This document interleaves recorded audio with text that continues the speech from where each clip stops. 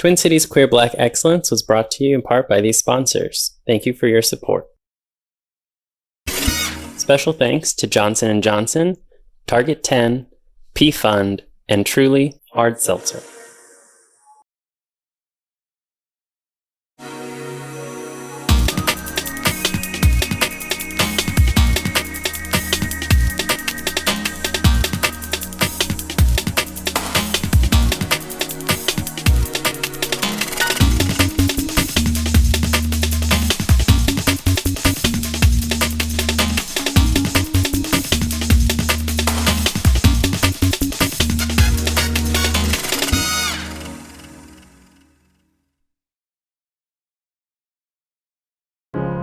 You're broken down and tired of living life on the merry-go-round, and you can't find a fighter, but I see it in you, so we gon' walk it out.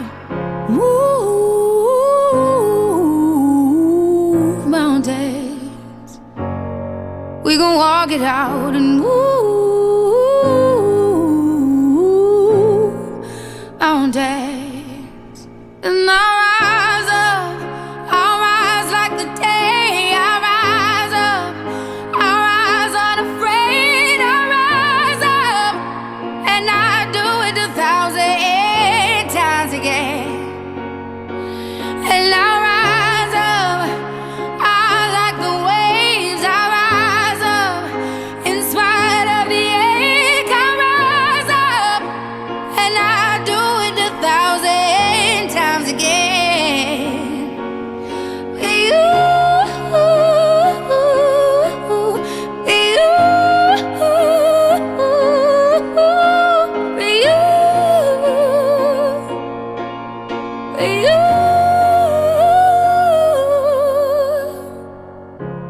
The silence isn't quiet, and it feels like it's getting hard to breathe. And I know you feel like dying, but I promise we'll take the world to its feet. Move mountains, bring it to its feet. Move mountains, and I'll rise up, I'll rise like the day. I'll rise up, I'll rise unafraid. I'll rise up, and I'll do it 1,000 times again.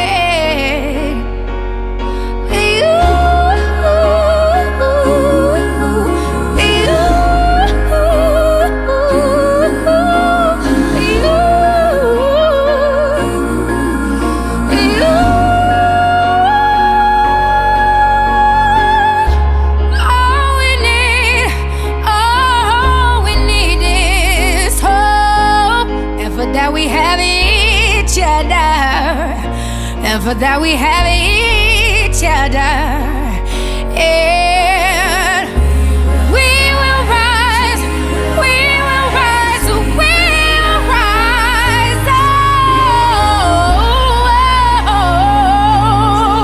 we'll rise. I'll rise up, rise like the day. I'll rise up, in spite of the ache. I will rise 1,000 times again, and we'll rise up. I like the waves. We'll rise up, in spite of the ache. We'll rise up, and we'll do it 1,000 times again.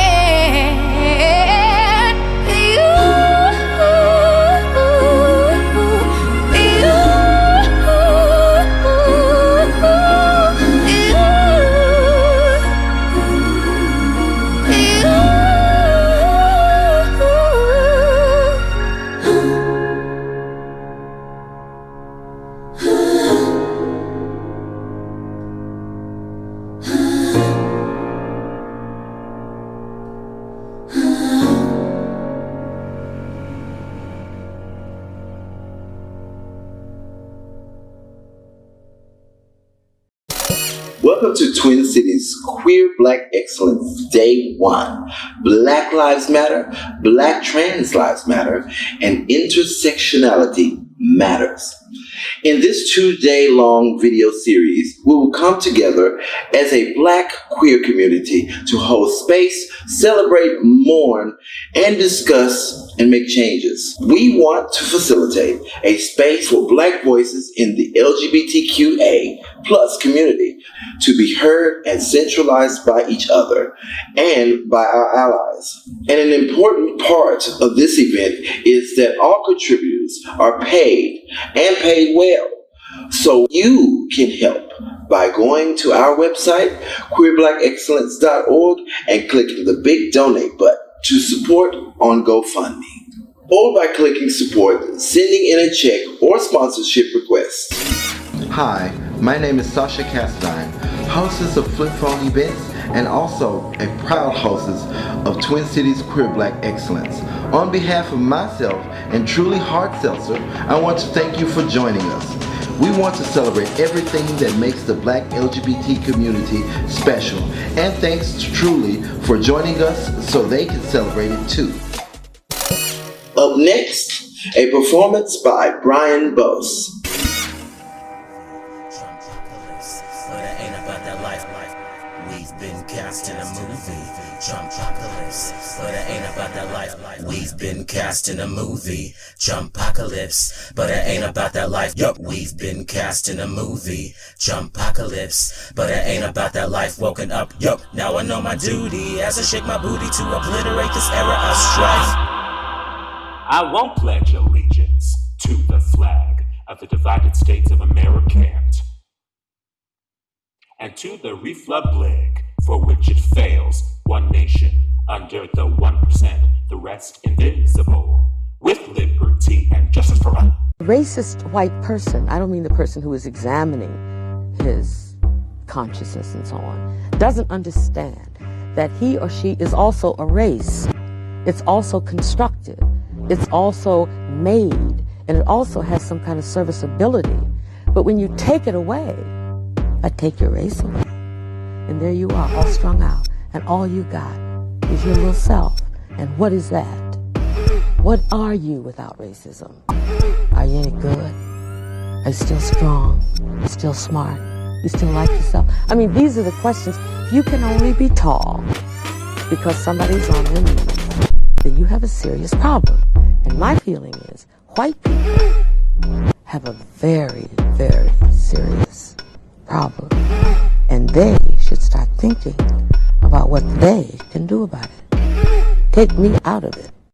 To the allies of people of color, this message is for you. We are witnessing America as a failed social experiment. You matter. Until you multiply yourself times the speed of light squared. Then you energy. I want to leave you with a question, and it's all about intention. Who are you slaying for? Energy. I'm slaying for people that have endured experiences where someone makes them feel insignificant, incapable, and inadequate. And I'm slaying for people that believe those degrading lies and tell it to themselves. I'm also slaying for my ancestors and for the public figures who have fought and sacrificed to manifest change for people of color and the LGBTQIA plus community.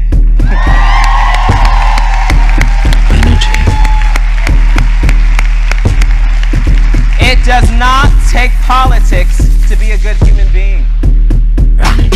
It does not take policy to take care of one another. It takes some common sense, some empathy, and the active participation in the facilitation of safe spaces for all. I came to slay. Why do we hate? We hate because we're taught to hate. We hate because we're ignorant. We are the product of ignorant people who have been taught an ignorant thing, which is that there are 4 or 5 different races. There are not 4 or 5 different races. There's only one race on the face of the earth, and we're all members of that race, the human race. But we have separated people into races so that some of us can see ourselves as superior to the others. We thought it would work, I guess. It hasn't worked. It has been bad for everyone. But it's time to get over this business. There is no gene for racism. There's no gene for bigotry. You're not born a bigot. You have to learn to be a bigot. Anything you learn, you can unlearn. It's time to unlearn our bigotry. It's time to get over this thing, and we best get over it pretty soon. My business as an educator to lead people out of ignorance. The ignorance of thinking that you're better or worse than someone else because of the amount of a pigment in your skin. Pigmentation in your skin has nothing to do with intelligence or with your worth as a human being. It's time to get over that. Allow me to reintroduce myself. My name is Brian Bowes. I am a Nigerian, Belizean, Guatemalan, Jamaican, and Indian American. Mom raised me to be aware of society's assumptions of who I am, stand taller, take up space, and tell the world, I know what you want me to be, but I'm gonna show you exactly who I am. The struggle is real, y'all, when it comes to loving yourself. It's a practice, not some fixed entity to be obtained. It's a continual unraveling from disempowering thought systems we're programmed to believe about ourselves. We've been conned, we've been trolled. Never let a chump come and take control. Tweeting hashtag love trumps. Hey, I don't mess with fools who really love chumps. Hey, hate me cause I'm black. You're fired. Hate me cause I'm gay.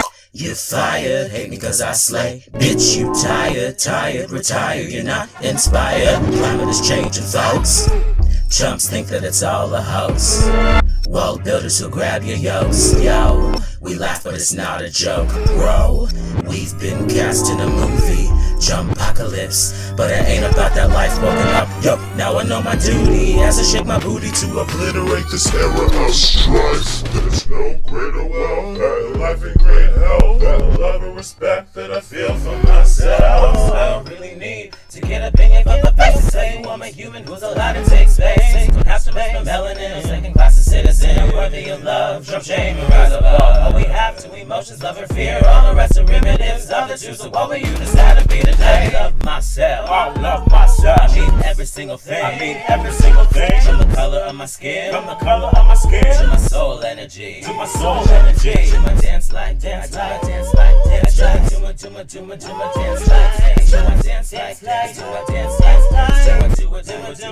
dance like. Don't be kind and don't be trolls. Be your own president and take control. Reclaim your precedence, assume the role. Protect your residents from ozone holes. I like to build a wall around Chump's mouth. Shut that shit down to let a sound come out. Lock it up, eat the key. Now let's focus on what's relevant, like how to take the power from these selfish red elephants. 1% using 1% of their minds, trying to steal 99% of our shine. Do the math, solve the problem. We need recalculation, find the path. We are worthy to be evil in this nation. You a solver, an evolver, or a devolver. With revolvers, going gaga. Targets off for POC. Come on, G.O.D. We have all the proof you ever need. Own up, get it tight, do better, get it right. I need to see it to believe it, need to feel it to receive it. All this hate isn't illness, hate my words, but it's just building. So, given that life is short, who are you slaying for? Who are you creating safe spaces for? How do we actualize change and make it happen? So slay. Slay your way to empowerment, and slay for the children. We all need it. If everyone had the luxury of expressing the unique combinations of talents in this world, our society would be transformed overnight.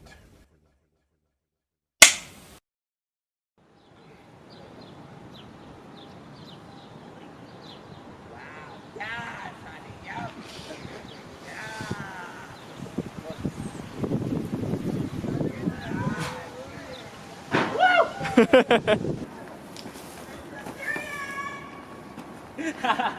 you. Thanks, Will. Thank you, love. Be safe out here.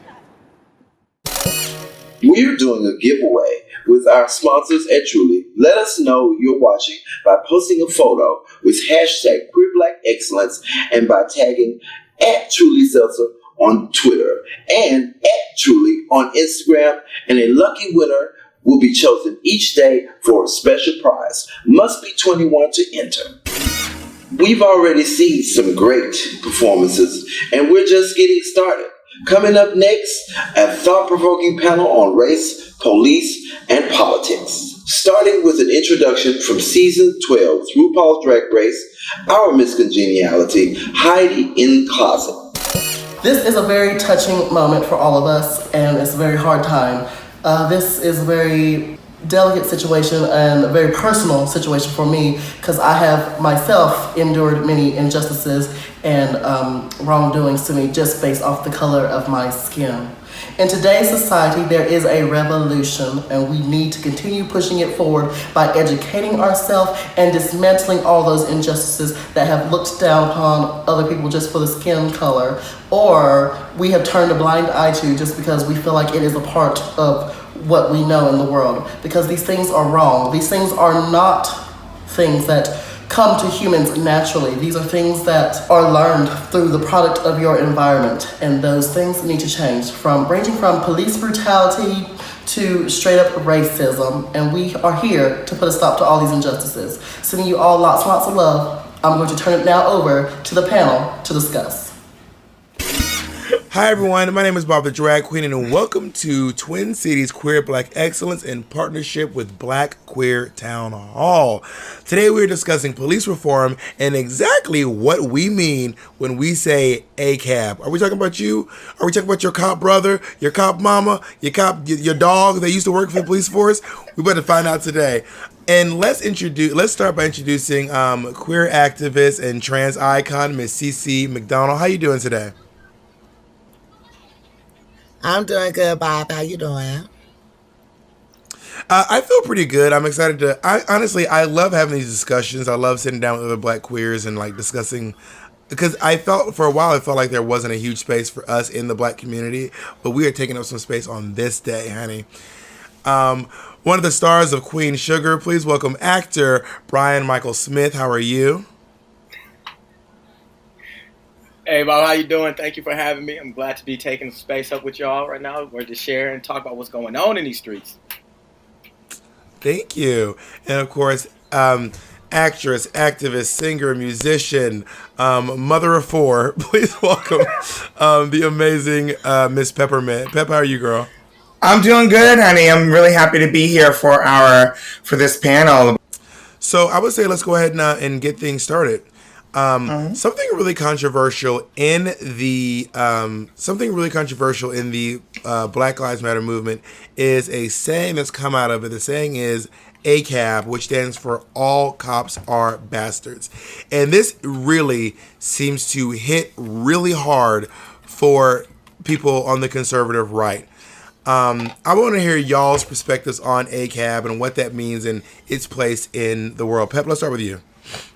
Well, I think a lot of movements, many civil rights movements, they're like the stove. You turn them on and they get warm and they boil and then they bubble and then eventually they overflow. And trying to have conversations, sort of really, really respectful, really, really reverent conversations that were extremely considerate of how everyone felt, even the police. Those moments I think we've seen those attempts in the past. I think the simplest way to put it is you didn't like what it was when we were kneeling, talking about Colin Kaepernick, and so now you have a problem with us marching through the streets. And I think all civil rights movements and efforts eventually come to a point where people have to say sort of really bold statements to get people's attention. Because if you're not getting people's attention, then you're not disturbing or changing anything. And if you're not disturbing and getting people's attention and changing anything, you're not going to change the system.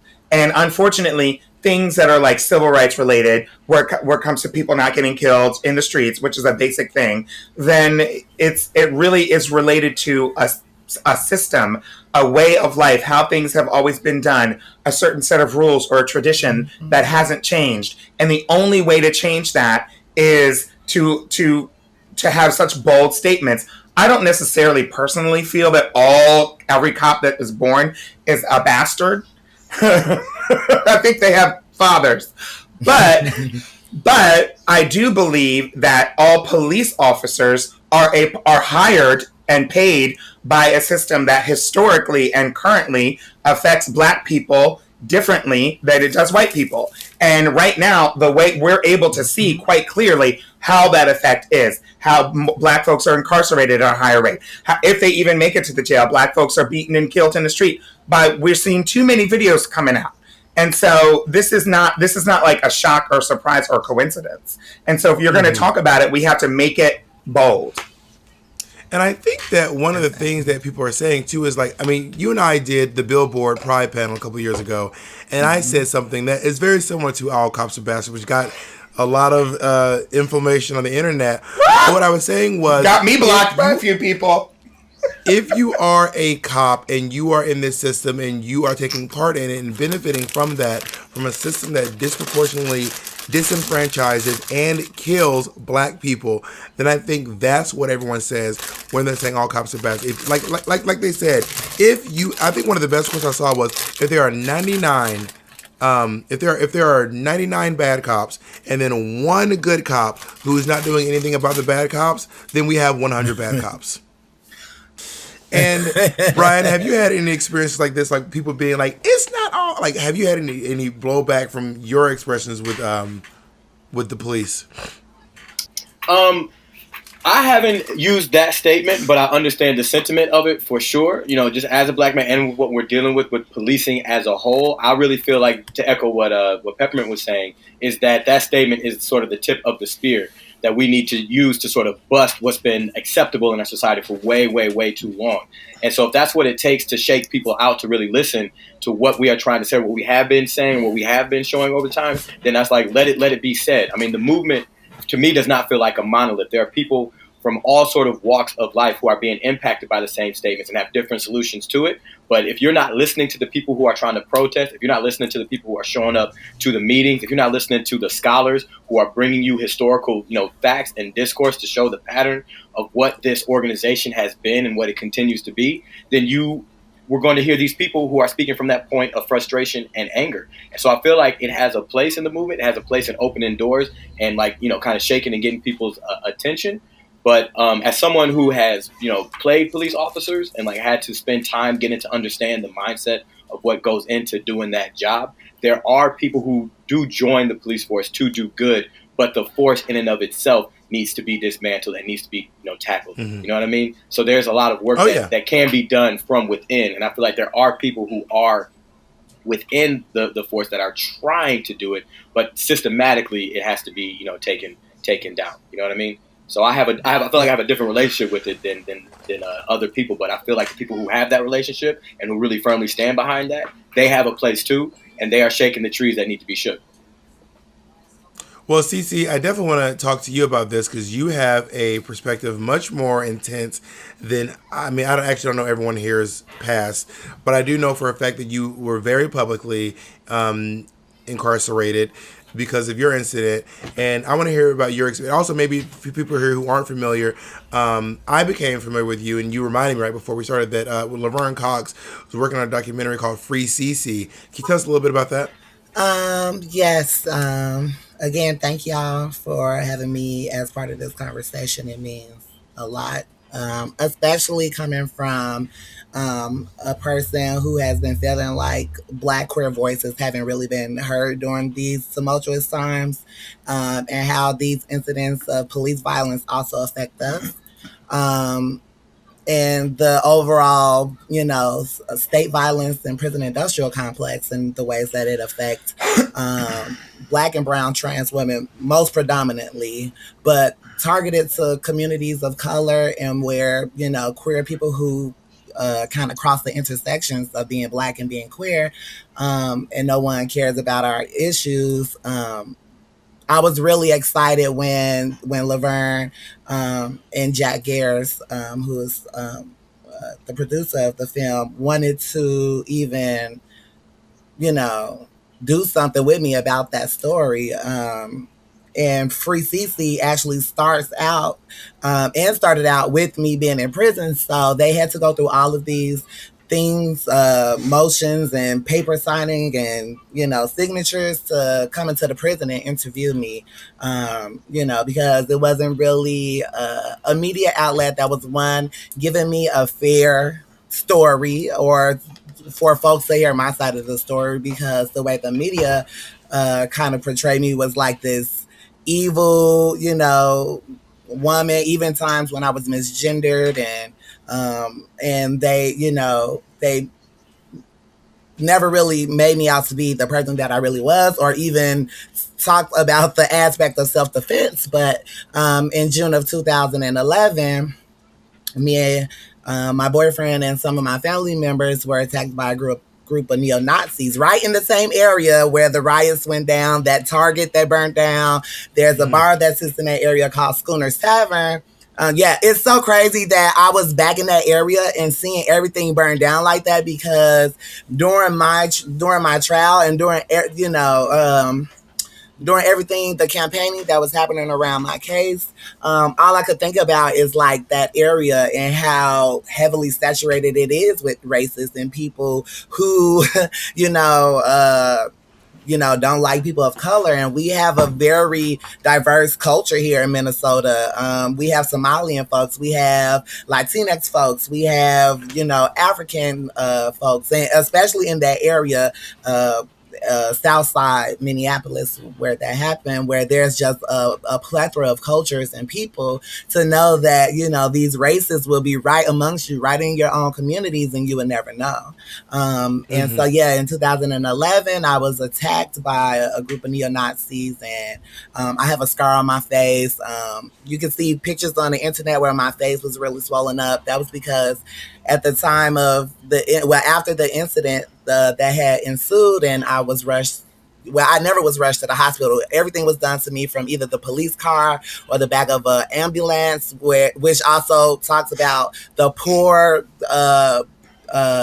services we have with trans and queer people in the medical industry. Is like, why am I not being rushed to the hospital? I'm bleeding profusely. I feel like they ended up botching my face. I have like nerve damage in my face on this side. I have little feelings, so they never really like examined my face. And what happened was they stitched me up, and one of my salivary glands were lacerated. So the salivary gland never was reconnected. And so all of the saliva would build in between my cheek. And it was so painful while being incarcerated. So all of this was happening to me while I was in solitary confinement. I was so depressed. I was so sad.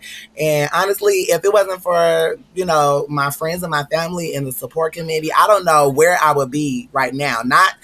Not just like physically, but mentally, you know what I'm saying? Because, being in solitary confinement really took a toll on the way that I was thinking, the way that I felt about myself, my own existence. And I was so glad to have people in my life that kept me grounded, that kept me relevant, that kept me in the moment, that let me know that they loved me and that they were here and that they weren't going to, fall at the wayside as what has been happening for trans people for so long. People, not really coming through for trans women, period, especially trans women of color. So, to have people even care, Laverne, I love her so much for wanting to, use her platform to talk about an issue that's obviously affecting us. And for the, I wouldn't say, I have a small platform. I'm not like some rich girl. I still live in Minneapolis. You know what I'm saying? I'm doing what I can to survive, but I think about the platform that I have and, what it means to be an advocate and having to go through all of that fucked up shit to get to this point in my life, dealing with my own internalized anti-Blackness, dealing with my own, uneducation around prison systems and the state, around politics, how they do affect us, means a lot. And so I think Free Cece was like the beginning of that journey for me, because there's so many people who get caught up in prison systems and either go back to those same systems or end up in worse predicaments. People fail to realize I do have a criminal record, so it's hard for me to get a job. It's hard for me if I didn't have.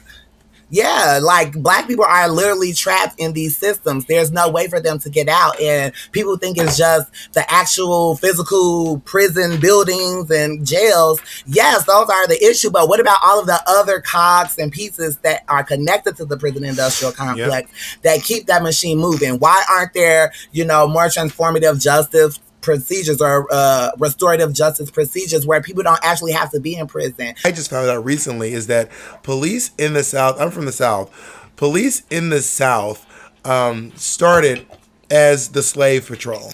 So I want to jump in right there because not only was the slave patrol started at the beginning to patrol the slaves, that leaves a little bit of room for people to think, oh, well then now since there's no slaves, it's not like that anymore. But the truth is, even outside of people who were actually enslaved, freed slaves, because we know that abolishment of slavery started 100 years before Abraham Lincoln. Well, I'm personally team. We need to stop saying abolish. We need to start saying conditionalized slavery. Okay.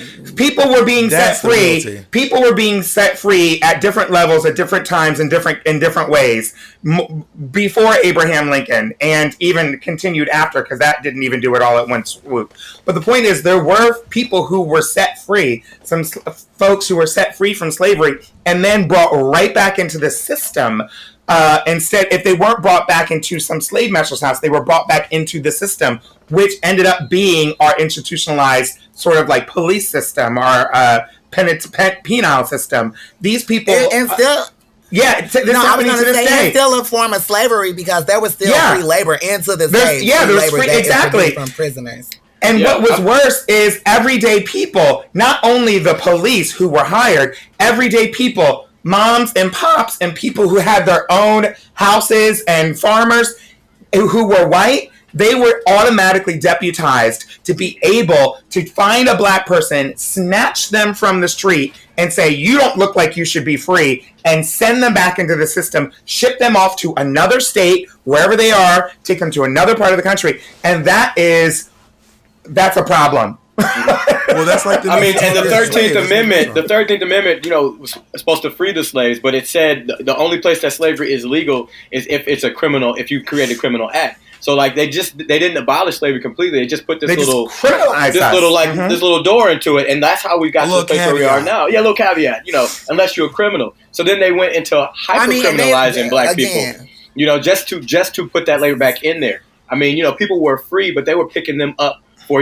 vagrancy and whatnot. And it's like, well, we just left what our home was for all this time trying to, set something up, but just calling somebody a vagrant just because you feel like it, just so you can, lock them up and put them down here in this free system and this free labor system is what ended up happening. All throughout Reconstruction, a lot of the police force that, started to come up were for, white people who wanted to protect the status quo. They didn't want these black people coming up off the, off the plantations and taking their jobs or selling up their neighborhoods. And so they would form their own police forces or, be deputized or, just kind of go out here and do this vigilante stuff in order to, create safety, which is what drives me crazy when a lot of people in response to the abolish police movement speak up about, well, how are we going to be safe? And it's like, well, is your definition of safety putting all black people away? Because it seems like that's what you want.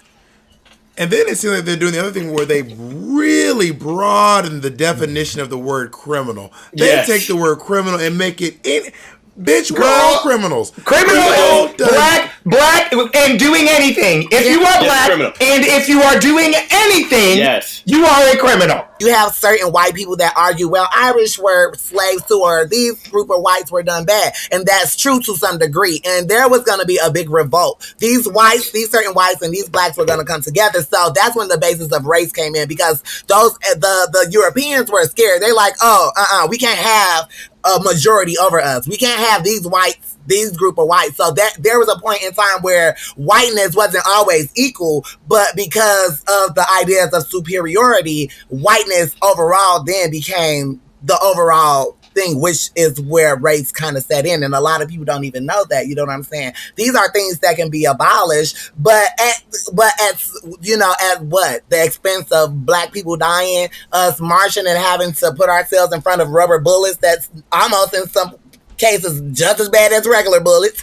And it's like, when are people going to really start waking up and educating themselves on our history, the things that placated us to where we are now?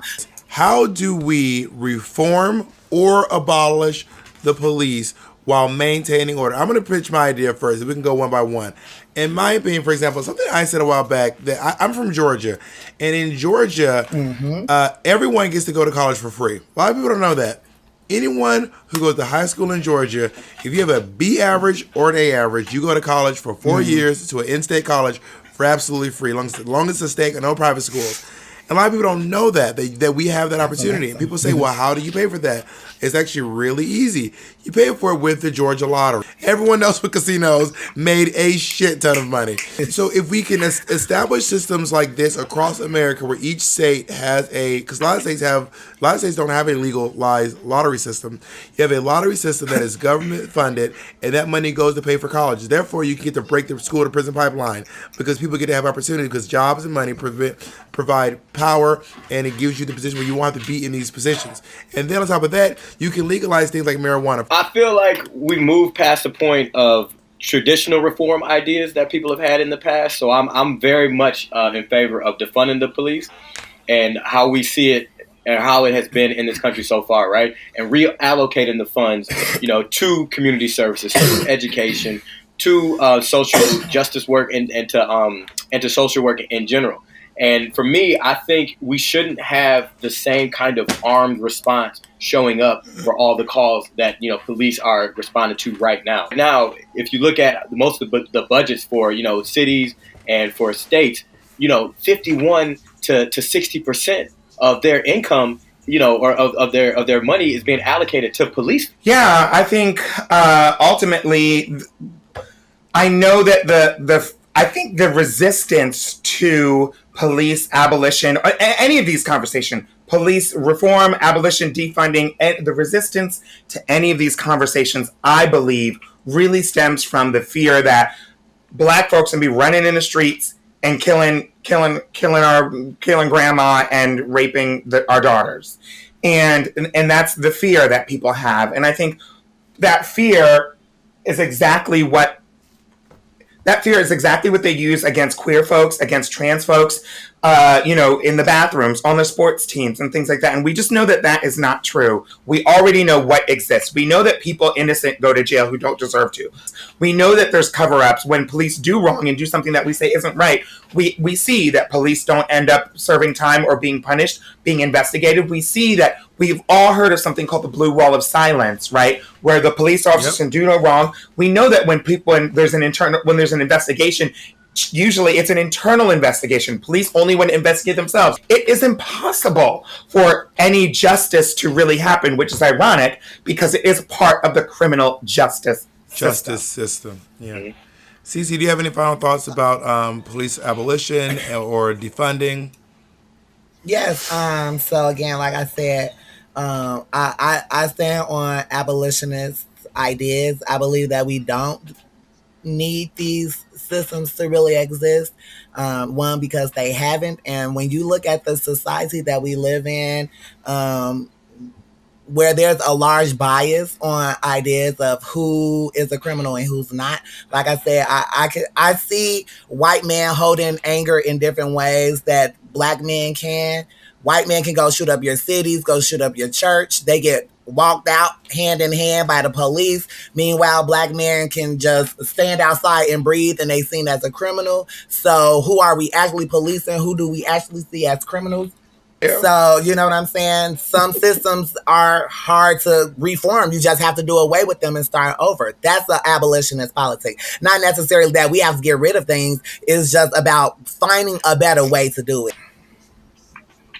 Even not just that, your town hall meetings, police meetings, union meetings, we're all invited to those spaces. It's just that people don't take the time. And they're all on Zoom now. They're all on Zoom. You can do them all from home. You ain't even got to leave the house to go to If you can sit into a police union meeting, and listen about what they vote on, how you can break that shit up, because that's space that you can take up. And it's like people aren't really thinking practically. It's not always just about getting in the streets and marching and yelling and holding up signs. Yes, that's being seen, but where is the actual action? We need to start letting these people know we are infiltrating your spaces. We know what y'all got going on. We know how to rattle your bone.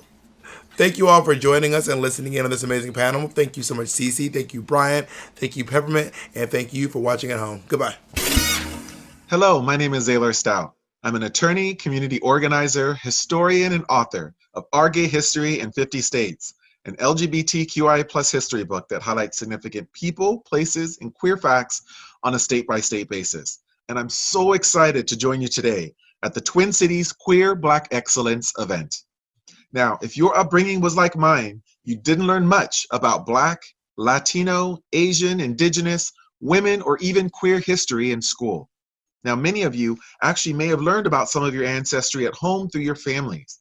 But unless you were raised in a queer home, you probably didn't hear about the rich community from which we came, from all the way back from the Revolutionary War, all the way up to today. So, what I've done for you here is highlight the most amazing and influential LGBTQ Black civil rights revolutionaries that you need to know. Enjoy.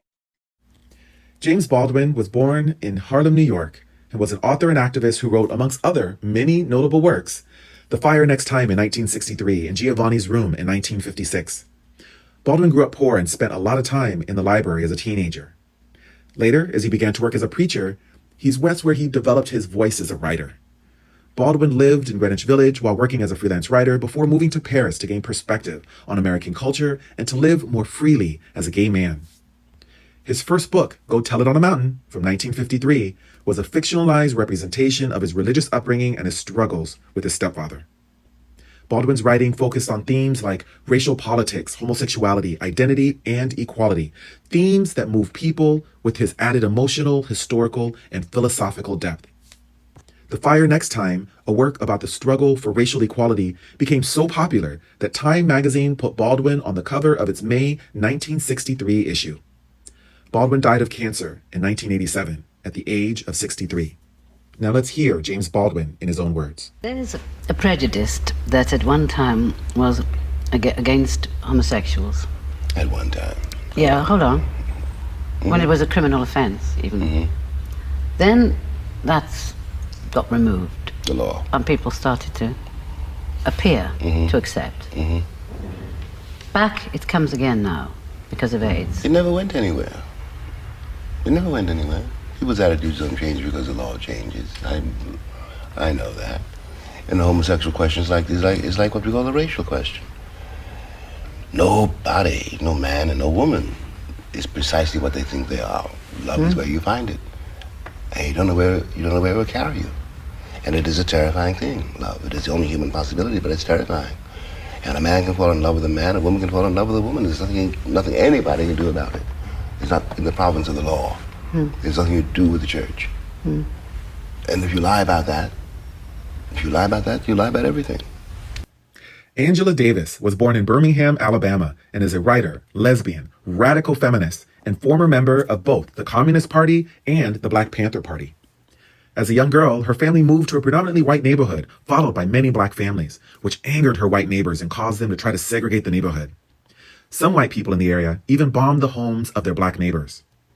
Davis attended a segregated school and knew the 4 girls that were killed in the 1963 Birmingham church bombing. She earned a degree in philosophy in France before returning to the States to work as an activist in the civil rights movement. She received a PhD in Marxist philosophy from UC San Diego in 1967.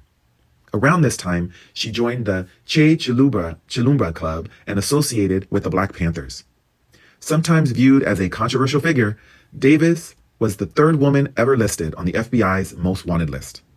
She became a respected philosophy professor and wrote about prison, racism, and feminism.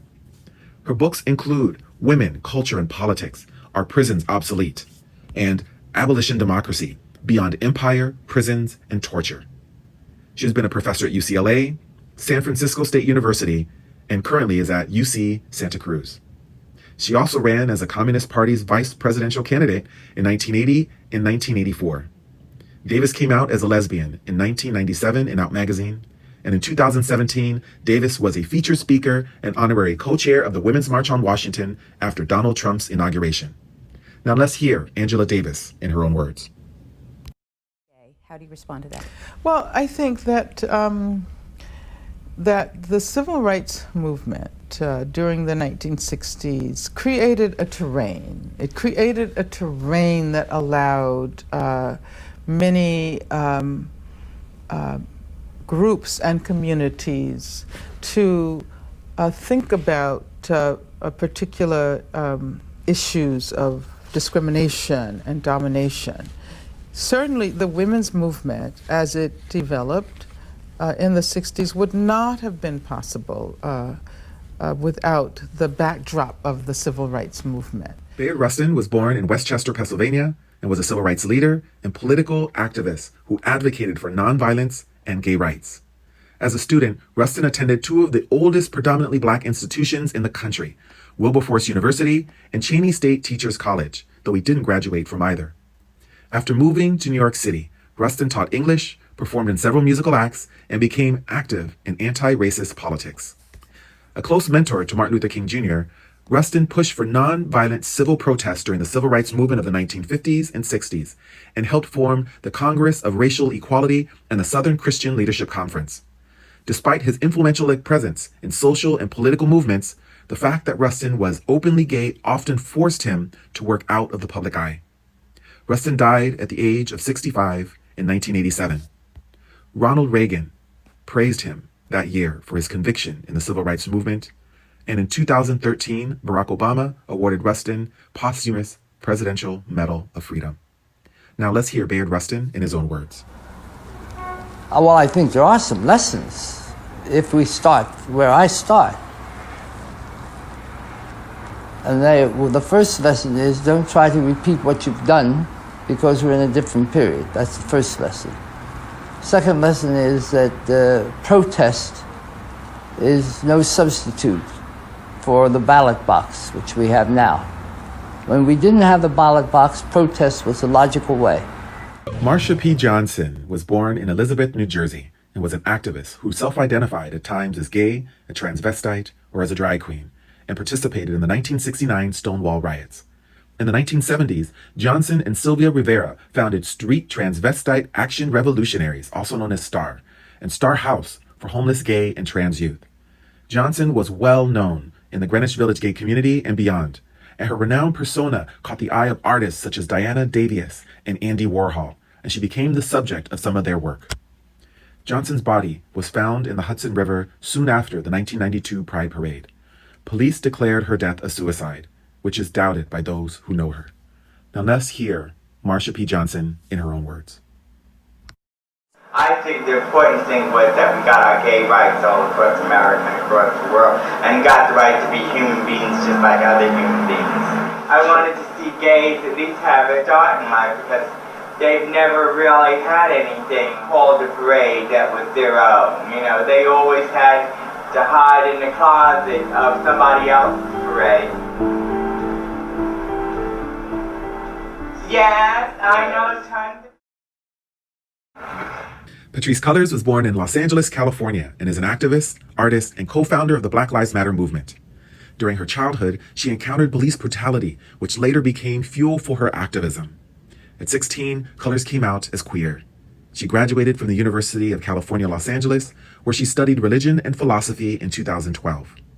Her performance piece, Stained, an intimate portrayal of state violence, sparked the creation of her nonprofit, Dignity and Power Now, which advocates for the rights of incarcerated people.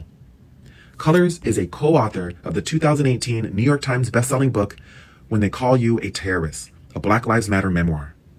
She has received numerous awards for her work, including the Defender of the Dream Award from the AFL-CIO Executive Council Committee on Human and Civil Rights, the Justice Award from the National Center of Lesbian Rights, and a Revolution Award of Freedom by the Image Nation Cinema Foundation. Let's hear Patrisse Cullors in her own words. Why is Black Lives Matter important for the U.S. right now and in the world? Black Lives Matter is our call to action. It is a tool to reimagine a world where Black people are free to exist, free to live. It is a tool for our allies to show up differently for us. I grew up in a neighborhood that was heavily policed.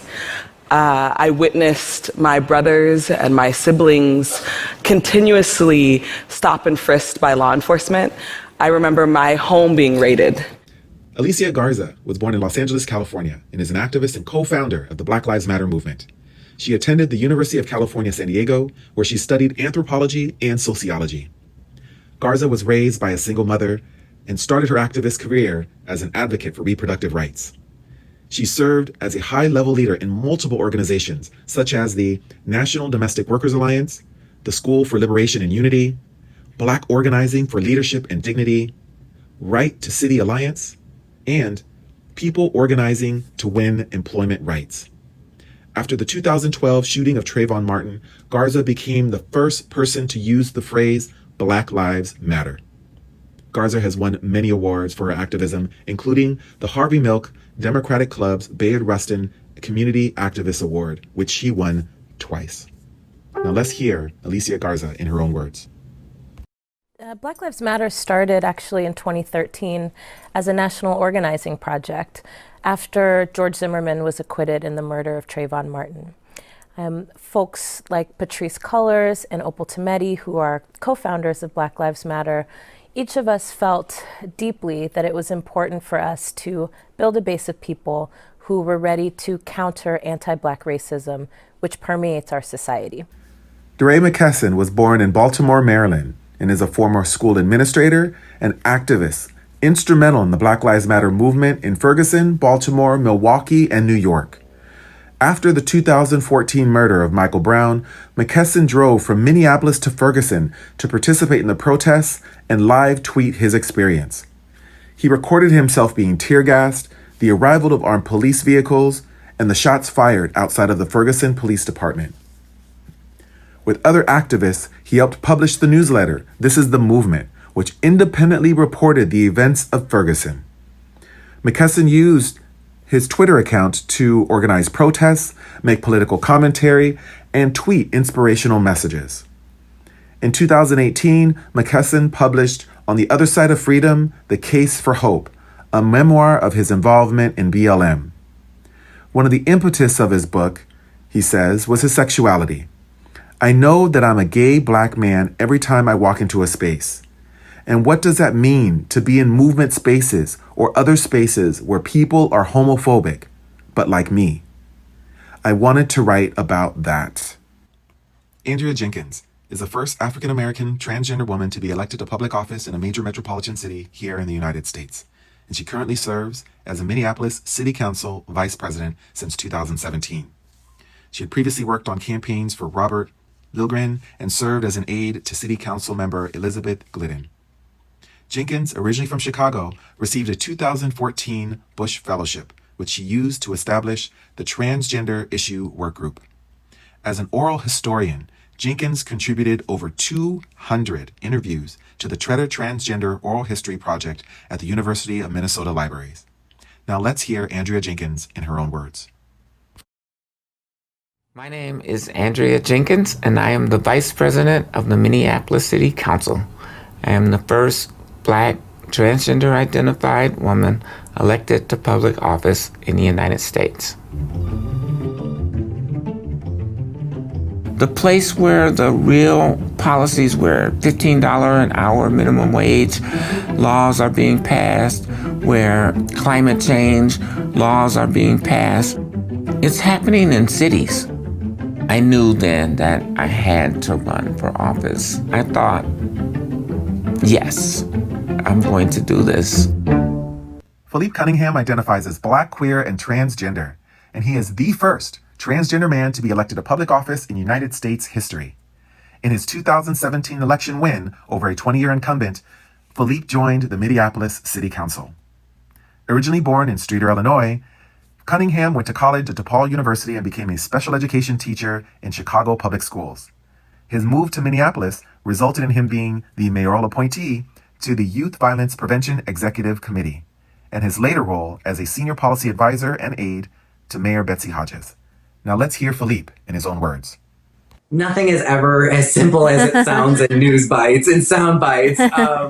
So, I'll just say that, the conversation had to start somewhere. And we started it by declaring our vision of wanting to actively move towards a city without police. Does that mean that that will suddenly happen tomorrow? We won't have police tomorrow? No. Does that mean that we are dismantling safety? Absolutely not. The work ahead of us, we actually also committed to a year of community engagement. So we are going to be doing some deep engagement that really centers Black and Brown communities in our cities who are not only disproportionately impacted by police violence, but community violence as well, to co-create these new systems of public safety and the best pathway to get there. So my mom used to say, never talk about these two topics, religion and politics. But how can you not? I mean, I'm literally listening to politicians saying there's no systemic racism? Are you kidding me? This is why representation is so important.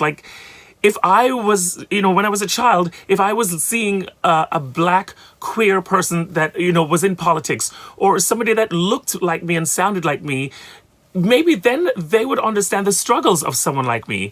I think we need to talk to each other. We need to explain to people how systemic racism has brought us to where we are today and has left the Black community so far behind. So let's try to educate your friends, get your white friend, have them sit down, listen to these conversations, talk to your white friends, talk to people who are not your friends. The conversations are going to be uncomfortable, but they're incredibly necessary.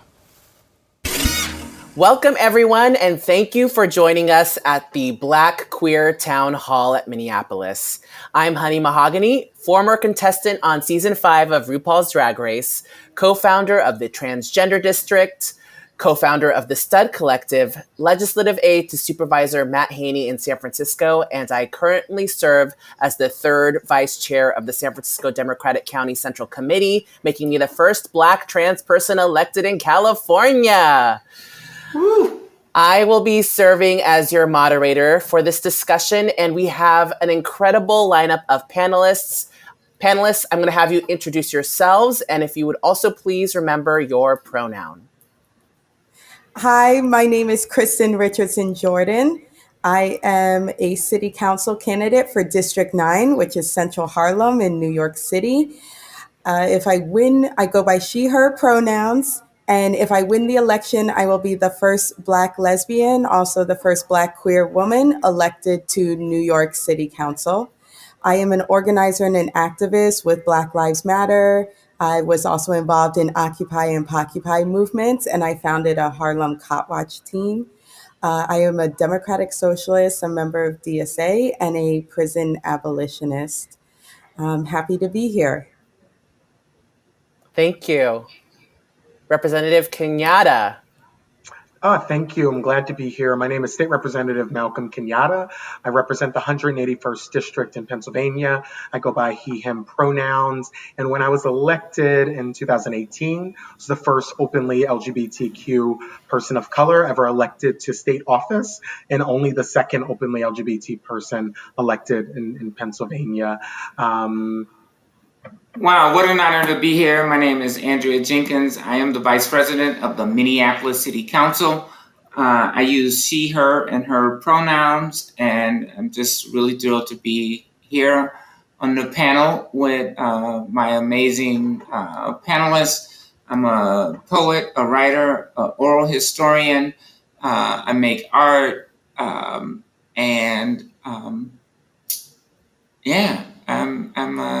a human being on the planet trying to make it a better place to live for everybody on the planet. That's right. Well, we are super thrilled to have you here. Thank you, everybody, for joining us. We're just going to hop right into it. Our first question for our panelists is, many see the job of elected officials as bringing the voice of the people to the establishment. How do you balance out governing groups of people who seemingly have opposing viewpoints? That is the challenge of the ages. It's really, no, it really is. It's the question that we see in Hamilton. Is it Hamilton thought it was, representative government and that the people elected you to go there and do their business. Thomas Jefferson thought that the people should make the decisions and that politicians should do the bidding of the people. In 2020, a lot of people don't really have time to be engaged in the things of political life. They are working 2 and 3 jobs. They're raising their families. They're trying to become professionals at what they do, and they elect us, and they want us to represent them as politicians. There are a number of people who really want to have their politicians simply be a puppet and do what they tell them to do. I think a good politician is one who listens to all sides of the issue and then tries to make the best decision they can based on their own realities and with the input from the various factions who may not always be on the same page. And so it's a difficult job, but I think you find that sweet spot, and 50% of the people are going to love you, and 50% of the people are going to hate you. We are seeing anti-racism actions in many established industries such as NASCAR, Broadway, and even the food industry with the removal of Uncle Ben and Aunt Jemima. Do you see that wave, that same wave, moving through politics as well? If so, on what political level, and what are the major areas that still need to be worked on? I do see that wave moving through politics. Here in Minneapolis, we banned all forms of the chokehold immediately after the incident with George Floyd. We made it a requirement for people for officers to report any wrongdoing that they see another officer committing. It's your duty now to report. And if you don't report that, then you are going to be charged with the same crime as the perpetrator.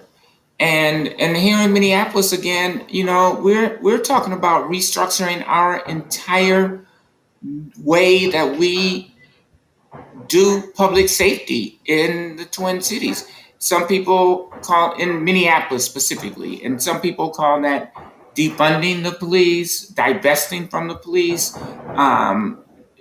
We're creating a whole new public safety model. So I think the anti-racist racism actions are definitely taking place. I don't think it's enough. I think we need to go much further. I think, changing the name of pancake mix from Aunt Jemima to whatever they're going to rename it to is a nice gesture. I will be really thrilled when the Washington Redskins decide that their racist name is no longer suitable for their team. So we need systemic change. We need to see CEOs at the head of Pillsbury and Uncle Ben's, or whoever the manufacturer of Uncle Ben's products are. Bring some Black people into the boardrooms and into the office, the office suites that manage these corporations. That's when real systemic change is happening. Mm-hmm. And how do you actually see that moving into the world of politics? Do you see, is there a movement for more Black people to run for office? Has Blackness become a talking point in politics? Are people more comfortable talking about issues of race in politics? How do you see that playing a role? Yeah, I'm about to introduce a resolution on Friday declaring racism as a public health crisis.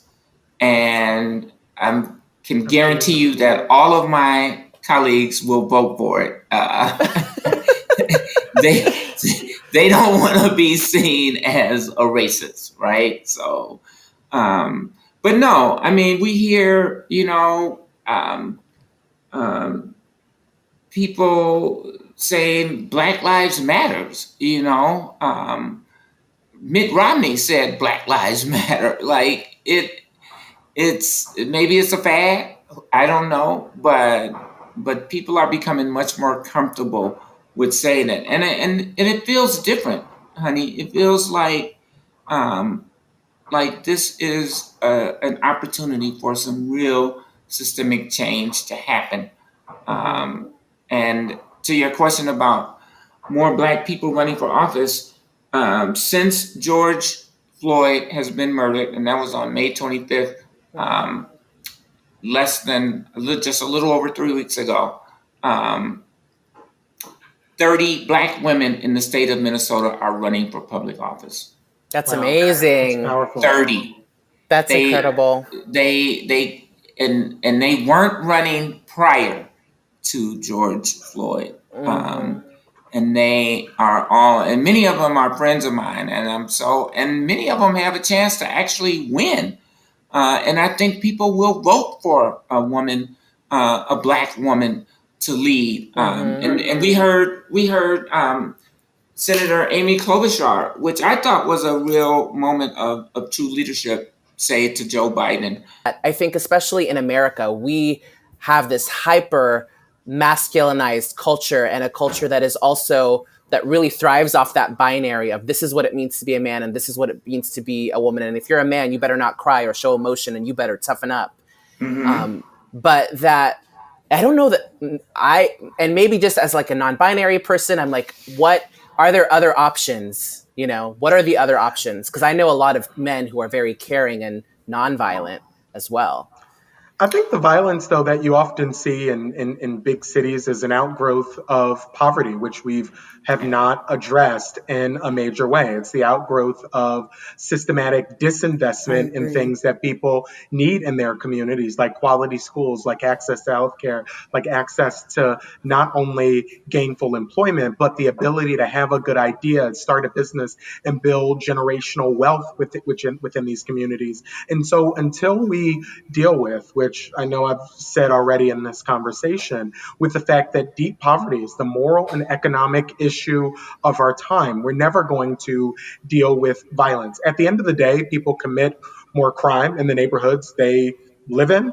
People commit most violence towards the people who are closest to them. And unfortunately, our communities are more segregated than they've ever been. But I don't think our communities are inherently more violent. I think people are inherently more desperate because we've set up circumstances for people to be desperate. And we're at a point right now where at the federal level, and I know in Pennsylvania where I am, where we do not control the legislature, my Republican colleagues are not interested in what we need to do in terms of funding our schools at the rates that we need to make sure that in every community you can get a quality education, or doing things across the board that contribute to that real sense of hopelessness that so many people feel when they engage in these acts of violence in their own community.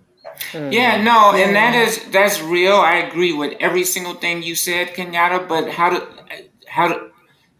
do we explain the violence that happens when white kids go into the classroom and shoot up everybody?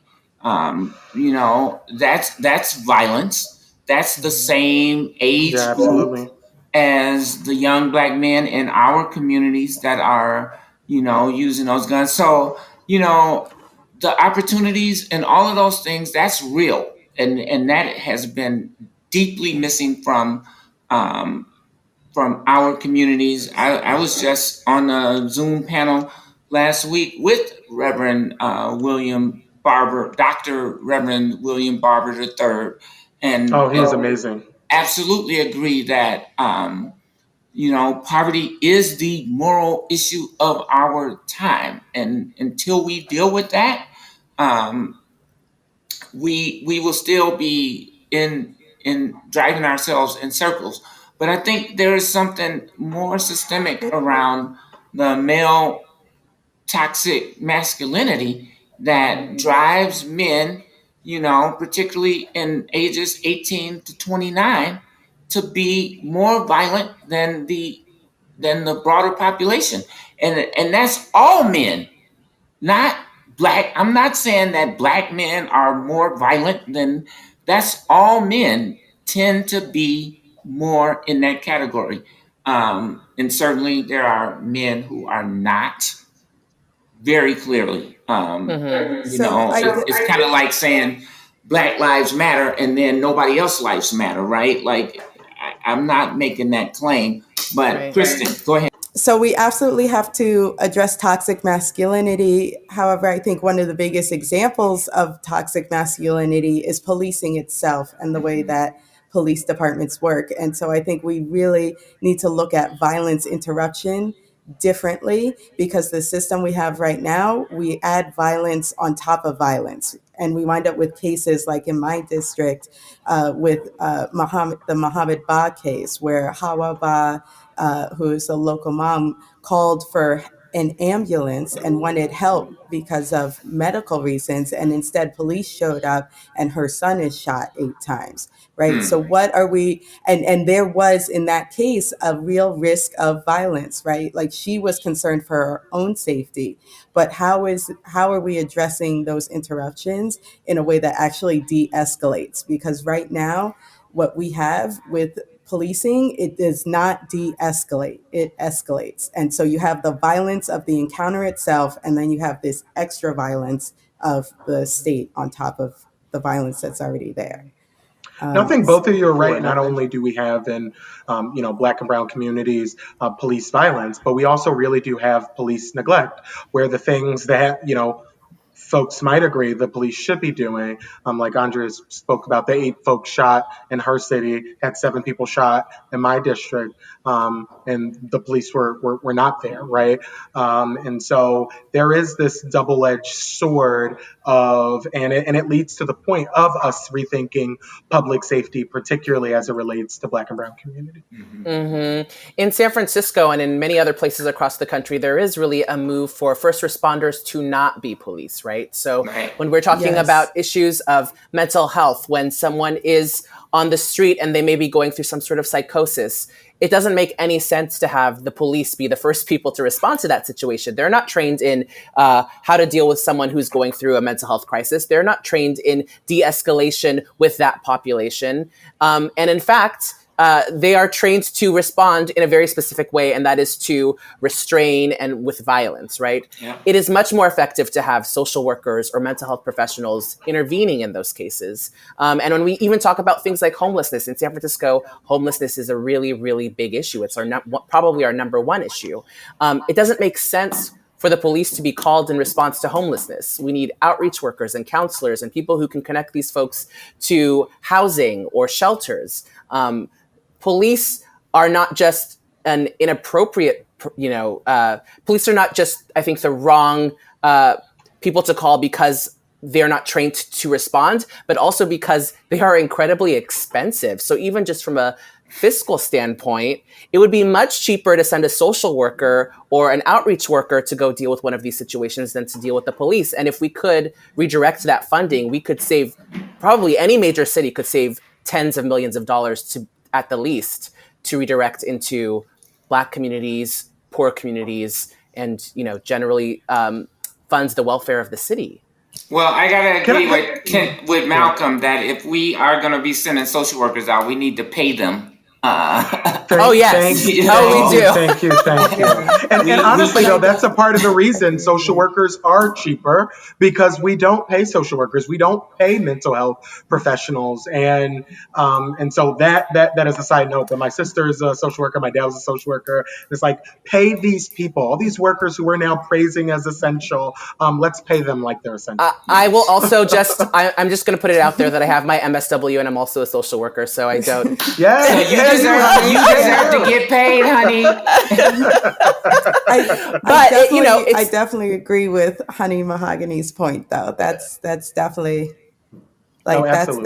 that's definitely what I'm getting at in terms of the move towards abolition. And I do think that, some of what's being talked about with, cases of murder and violence where then the police are investigating crime, I think that's, further down the road and something among the last to go, because we would have to obviously address the root source of that violence, right? But I think right now what we have is just such an incredible state of over policing that we just have to drastically defund and reduce. Over policing, that was the whole system of policing was created in a slavery context. Absolutely. And so it Absolutely. is still operating in that same mindset and feeding our Black bodies into this corporate prison structure for capitalism. So I agree with everybody that we must change the way policing happens in our country, and in our city. And the issues are the same everywhere. Our number one problem is homelessness, police brutality, Black people not earning enough money, doing these quote essential jobs for no pay. Like, how do you work for Walmart or Amazon and you can't pay your rent? And you working 40 hours a week? That is a crime. That's a crime. That should be investigated by the police, right? Because they're literally stealing our labor. And so, yes, we have lots of problems in our culture and society. And police can't do them all, can't deal with them all. And we need to come up with better structures to be able to deal with those issues. Overdose, we have 9 or 10 overdoses a day. And that's what the police have to deal with that. Why? I think across the nation, I think we're seeing higher overdoses than we've seen in a very long time. Well, I think we are out of time. I could talk to you all day and all night. Thank you so much for all that you have done and continue to do for your constituents as activists, and for speaking the truth here on the panel for the Black Queer Town Hall. I also want to really thank Miss Peppermint and Bob the Drag Queen for helping to put this on, and all the organizers of the Black Queer Town Hall. This is absolutely incredible, and it's been an honor to be able to serve as moderator for this portion of the town hall. I really want to think about or leave you with some thoughts. One is that we are in a very special time in history right now, a special moment where we are seeing the convergence of all of these different political movements and social movements really uniting and fighting for justice, and especially on behalf of Black people, Black lives, Black bodies, Black causes. But we have to remember that this is not the first time that this has happened. During the 1960s, we saw a very similar uprising of social movements and fighting for social justice. And after a while, that faded away and things kind of went back to normal and people lost the fight. And I do not want to see that happen again this time. We cannot stop fighting. We have to stay in there until we have justice for all. So thank you again to all of our panelists who are in there doing the work every day. I hope that we will see more and more Black excellence highlighted, more Black people running for office, Black queer people and Black trans people running for office. And, keep in dialogue. If you want to continue the conversation, make sure to leave some comments on the YouTube page. We love you so much. Thank you for having us. I'm Honey Mahogany, signing out. That was an incredible and thought-provoking day. I'm glad you could all join us. But don't forget, we'll be right back here tomorrow at 8/7 Central for Day 2 celebration. Be sure to donate. QueerBlackExcellence.org and continue the conversations at home or on social media by using #QueerBlackExcellence. Before we go, a powerful performance by comedian, producer of Queer Black Excellence and Queer Black Town Hall, and the winner of Season 10's RuPaul Drag Race, Bob the Drag Queen. And we will close with an impactful moment of silence.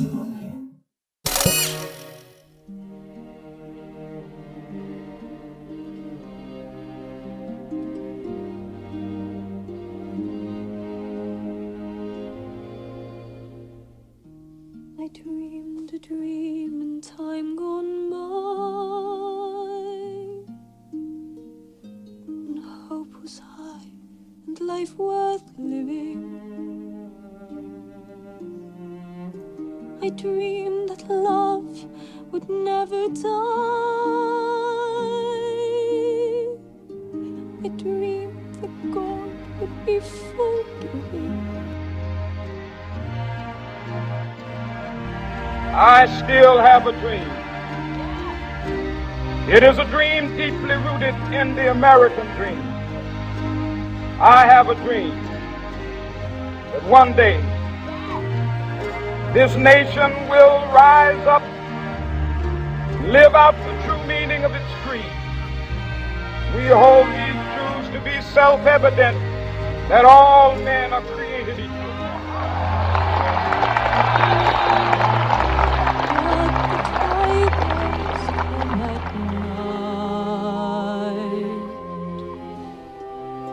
With their voices soft as thunder, as they tear your hope apart,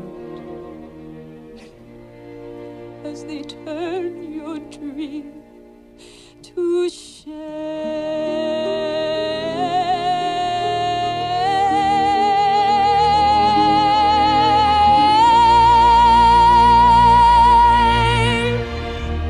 I have a dream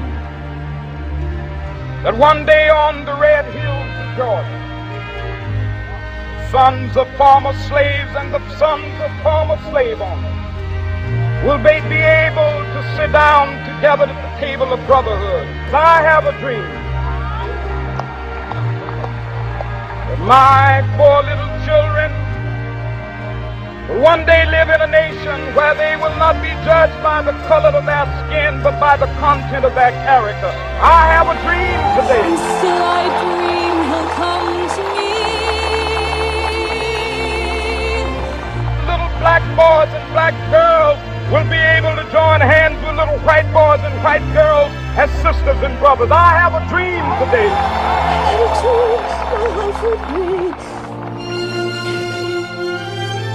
So different from this hell I'm living, so different, no, from what it seemed.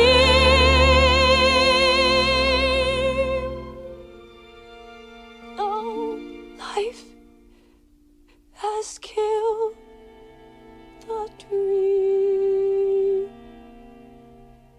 I dream. We'll be able to join hands and sing in the words of the old Negro spiritual. Free at last, free at last. Thank God Almighty, we are free at last.